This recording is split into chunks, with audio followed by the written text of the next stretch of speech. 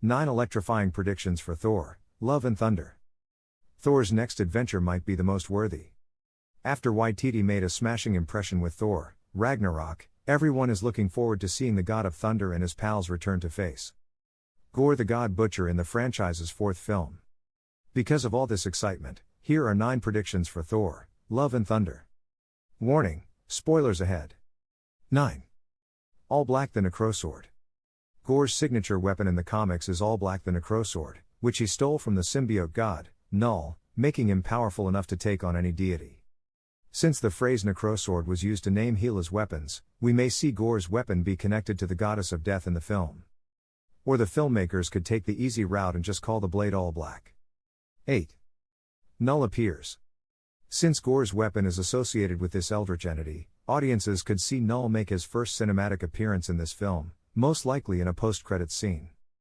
The MCU already introduced Venom into their expansive multiverse with Let There Be Carnage. So Marvel may decide to include the Lord of the Abyss as part of their partnership with Sony and their Spider-Man universe. 7. Galactus will appear. Fans have been dying to see the Devourer of Worlds make his debut in the MCU, and this next Thor film could be the one that introduces him. After Thor defeated Gore in the comics, the God of Thunder fought Galactus using All Black, and the film could set up this epic battle with a cliffhanger credit scene just like the one used with Thanos at the end of Ragnarok. 6. Amora appears.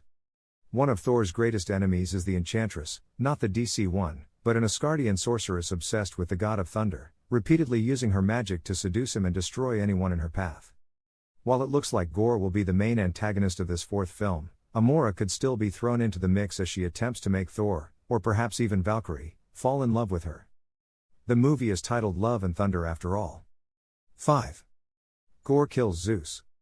It has been confirmed that Russell Crowe will cameo in this film as the Greek god, Zeus.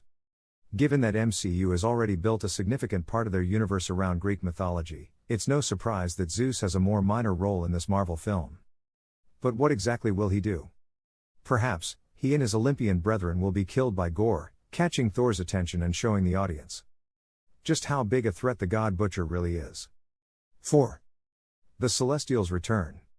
Audiences saw the Celestials have a more significant presence in the MCU with the release of Eternals, and chances are, they'll be seeing a lot more of them in the near future. In the source material, Gore's sword, All Black, was used to slice off a Celestial's head, now widely known as Nowhere. Perhaps we'll get flashes of this blade's history as it was used against the Celestials, and maybe we'll see Gore take them on himself in his war against all divinity. 3. Odin killed Gore's family. As his title implies, Gore the God Butcher hates gods. In the comics, this contempt came from his family dying on their inhospitable world and learning that gods did exist and that they didn't bother to save them. However, the MCU is no stranger to changing character origins for its films, so they could make it. So Gore is more directly related to Thor and his father, Odin. In Thor, Ragnarok, audiences learned that Odin and his daughter, Hela, once waged a brutal war for control of the 9 realms. Perhaps, Gore's family was among those killed in their crusade, and their deaths inspired him to pursue vengeance against the Asgardians. 2. Sif and Valkyrie become a couple. Tessa Thompson has said that this new film will explore Valkyrie's bisexuality, and that as the new king of Asgard, she will now find her queen. Many online fans have been shipping her and Thor's friend/partner, Sif, who is set to return in Love and Thunder, and it seems like these two fierce warriors would be a match made in heaven, or Asgard, in their case. 1. Thor and Jane get back together. For a while, Marvel Studios didn't handle Jane Foster and her relationship with Thor very well. So much so that when Ragnarok revealed that she and Thor broke up off-screen, audiences didn't seem to mind.